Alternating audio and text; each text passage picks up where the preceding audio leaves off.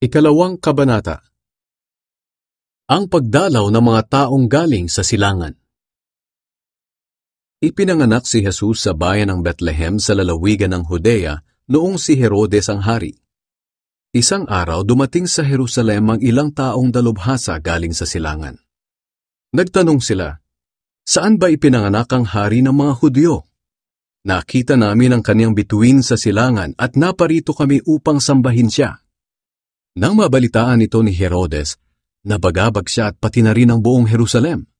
Kaya ipinatawag ni Herodes ang lahat ng namamahalang pari at mga tagapagturo ng kautusan, at tinanong sila kung saan isisilang ang Kristo. Sumagot sila, "Sa Bethlehem na sakop ng Huda, dahil ganito ang isinulat ng propeta. Ikaw Bethlehem sa lupain ng Huda, hindi ka huli sa mga pangunahing bayan ng Huda. Dahil magmumula sa iyo ang isang pinuno na magsisilbing pastol ng mga mamamayan kong Israelita." Nang marinig ito ni Herodes, palihim niyang ipinatawag ang mga taong galing sa silangan at inalam kung kailan talaga nila unang nakita ang bituin. Pagkatapos, pinapunta niya sila sa Bethlehem. Ipinili niya sa kanila, "Lumakad na kayo at hanaping mabuti ang sanggol. At kapag nakita ninyo, balitaan niyo ako kaagad upang makapunta rin ako at makasamba sa kanya." Pagkatapos nilang marinig ang bilin ng hari, umalis na sila. Habang sila ay naglalakbay, muling lumitaw ang bituin na nakita nila sa silangan, at lubos ang kanilang kagalakan. Nanguna sa kanila ang bituin hanggang makarating sila sa kinaroroonan ng sanggol. Pagpasok nila sa bahay, nakita nila ang sanggol at ang ina nitong si Maria. Lumuhod sila at sumamba sa sanggol. Inilabas din nila at inihandog sa sanggol ang mga dala nilang ginto, insenso, at pabangong mira. Nang pauwi na sila, binalaan sila ng Diyos sa pamamagitan ng isang panaginip na huwag nang bumalik kay Herodes, kaya nag-iba na sila ng daan pauwi. Ang pagtakas patungo sa Ehipto. Nang makaalis na ang mga taong galing sa silangan, nagpakita kay Jose sa panaginip ang isang anghel ng Panginoon. Sinabi ng anghel sa kanya, "Bumangon ka't dalhin ang bata at ang kanyang ina sa Ehipto. Doon muna kayo hanggat hindi ko sinasabing bumalik kayo, dahil hinahanap ni Herodes ang sanggol para patayin."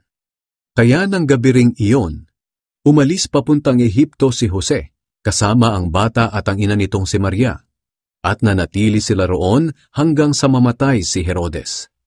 Sa gayon natupad ang sinabi ng Panginoon sa pamamagitan ng propeta, "Tinawag ko mula sa Ehipto ang aking anak." Ipinapatay ni Herodes ang mga batang lalaki. Galit na galit si Herodes na malaman niyang nilinlang siya ng mga taong galing sa silangan.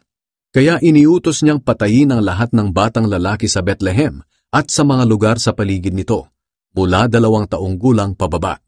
Sapagkat ayon sa nalaman niya sa mga taong galing sa silangan, 2 taon na ang nakalipas mula nang una nilang makita ang bituin. Sa ginawang kalupitan ni Herodes, natupad ang sinabi ni Propeta Jeremias, "May narinig na iyakan at malakas na panaghoy sa Rama. Iniiyakan ni Raquel ang pagkamatay ng kanyang mga anak, at ayaw niyang magpaaliw dahil patay na ang mga ito." Ang pagbabalik mula sa Ehipto.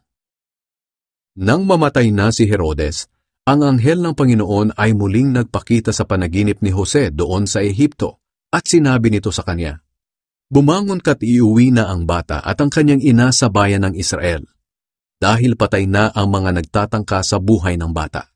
Kaya bumangon si Jose at dinala ang mag-ina pauwi sa Israel. Pero nang malaman ni Jose na si Archelaus ang nagahari sa Judea kapalit ng ama nitong si Herodes, natakot siyang pumunta roon. Binalaan siyang muli ng Diyos sa pamamagitan ng panaginip, kaya tumuloy siya sa lalawigan ng Galilea, at nanirahan sila sa bayan ng Nazaret. Kaya natupad ang sinabi ng mga propeta na tatawagin ng Kristo na Nazareno.